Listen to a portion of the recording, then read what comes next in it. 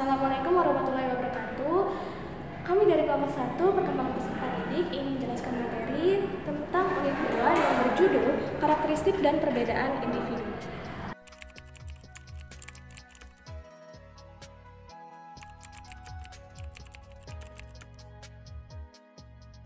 Manusia adalah makhluk yang dapat dipandang dari berbagai sudut pandang. Sejak ratusan tahun sebelum Isa, manusia telah menjadi salah satu objek filsafat, baik objek formal yang mempersoalkan hakikat manusia maupun objek material yang mempersoalkan manusia sebagai apa adanya manusia dan dengan berbagai kondisinya. Sebagaimana dikenal adanya manusia sebagai makhluk yang berpikir atau Homo sapiens, makhluk yang berbentuk atau Homo faber, makhluk yang dapat dididik atau Homo educandum, dan seterusnya. Berbagai pandangan itu membuktikan bahwa manusia adalah makhluk yang kompleks. Uraian tentang manusia dengan kedudukannya sebagai peserta didik haruslah menempatkan manusia sebagai pribadi yang utuh. Dalam kaitannya dengan kepentingan pendidikan, akan lebih ditekankan hakikat manusia sebagai kesatuan sifat makhluk individu dan makhluk sosial, sebagai kesatuan jasmani dan rohani, dan sebagai makhluk Tuhan dengan menempatkan hidupnya di dunia sebagai persiapan kehidupannya di akhirat. Sifat-sifat dan ciri-ciri tersebut merupakan hal yang secara mutlak disandang oleh manusia, sehingga setiap manusia pada dasarnya sebagai pribadi yang individu yang utuh. Individu berarti tidak dapat dibagi atau undivided, tidak dapat dipisahkan, keberadaannya sebagai makhluk yang pilah, tunggal, dan khas. Seseorang berbeda dengan orang lain karena ciri-cirinya yang khusus. Itu menurut dari Webster halaman 743. Menurut kamus Eccles dan Sadali, individu adalah kata benda dari individual yang berarti orang, perorangan, dan oknum. Itu menurut Eccles halaman 519. Terima kasih.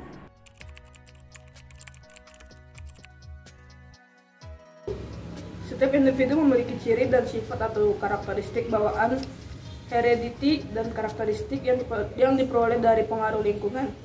Karakteristik bawaan merupakan karakteristik keturunan yang dimiliki sejak lahir, baik yang menyangkut faktor biologis maupun faktor sosial psikologis. Natur dan nurtur merupakan istilah yang biasa digunakan untuk menjelaskan karakteristik individu dalam hal fisik, mental, dan emosional pada setiap tingkat perkembangan. Menurut KBBI 2008, karakter merupakan sifat-sifat kejiwaan, akhlak atau budaya pekerti yang membedakan seseorang dengan orang lain. Dengan demikian, karakter adalah nilai-nilai yang unik, baik yang terpatri dalam diri dan terjawantahkan dalam perilaku. Kementerian Pendidikan Nasional 2010. Karakter dapat dimaknai dengan nilai dasar yang membangun pribadi seseorang, terbentuk baik karena pengaruh hereditas maupun pengaruh lingkungan yang membedakannya dengan orang lain, serta diwujudkan dalam sikap dan perilaku dalam kehidupan sehari-hari.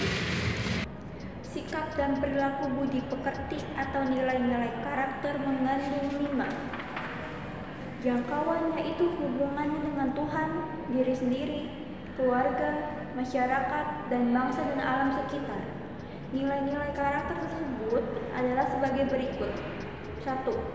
Yang berhubungan dengan Tuhan beriman, bertakwa, bersyukur, jujur, disiplin, pemaaf, pemurah, penyayang, mawas diri, pengabdian, berpikir jauh ke depan, tawakal, ikhlas, sabar, amanah, dan beradab. Yang kedua, yang berhubungan dengan diri sendiri seperti bekerja keras, berani memikul resiko, disiplin, berhati lembut atau berempati, berpikir matang, berpikir jauh ke depan, bersahaja, gigih, hemat, dan lain sebagainya. Yang ketiga, yang berhubungan dengan keluarga seperti bekerja keras, menghargai waktu, tertib, pemaaf, pemurah, tegas, tepat janji, dan terbuka. Yang keempat, yang berhubungan dengan masyarakat dan bangsa seperti berpikir jauh ke depan, toleransi, bijaksana, rasa kasih sayang, rela berkorban, adil, hormat, tegas, beramanah, dan terbuka.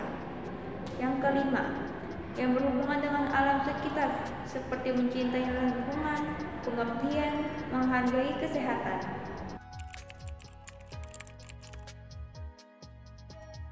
Setiap orang, apakah ia seorang anak atau orang dewasa, dan apakah ia berada di dalam suatu kelompok atau seorang diri, ia disebut sebagai individu.